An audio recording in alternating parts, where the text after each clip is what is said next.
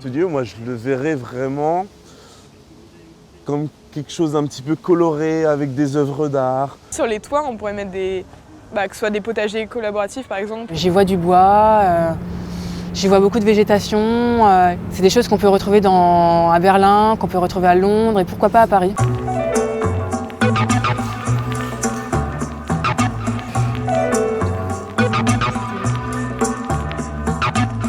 Les différents ateliers de la consultation publique nous ont permis de remettre au cœur du projet les usagers et riverains, les placer comme des experts. On est dans un contexte très particulier et très précieux et il faut absolument chercher à préserver cet écrin de verdure. Nos réflexions sur le projet ont été essentiellement enrichies autour de la question des loggias. Ces loggias, au préalable, au moment du concours, on avait présenté comme accessible, comme un prolongement extérieur pour améliorer la qualité des logements que l'on proposait dans notre projet Oasis. Elles sont devenues inaccessibles et on a remplacé le dallage de la loggia par une grande jardinière plantée. Ce que j'appelle loggia, c'est qu'en fait la fenêtre n'est pas à l'aplomb des fenêtres existantes, elles sont en retrait par rapport à ça. Les jardinières font office de garde-corps et empêchent les gens de sortir. La cinquième façade, ce que l'on appelle, donc la toiture, devient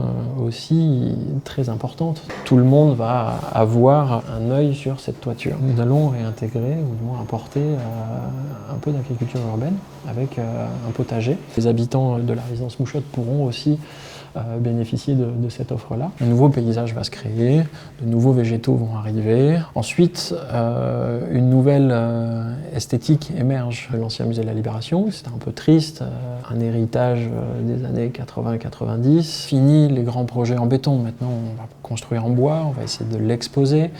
Le bois est une ressource naturelle, renouvelable, et ça change un peu la donne. On va fabriquer un nouveau paysage urbain. C'est plus quelque chose de nouveau, c'est une vraie donnée d'entrée. On ne peut pas fabriquer des villes sans y intégrer la dimension naturelle, ou du moins la dimension de paysage et de nature et de dynamique naturelle, sans quoi les villes que l'on fabrique ne sont pas viables.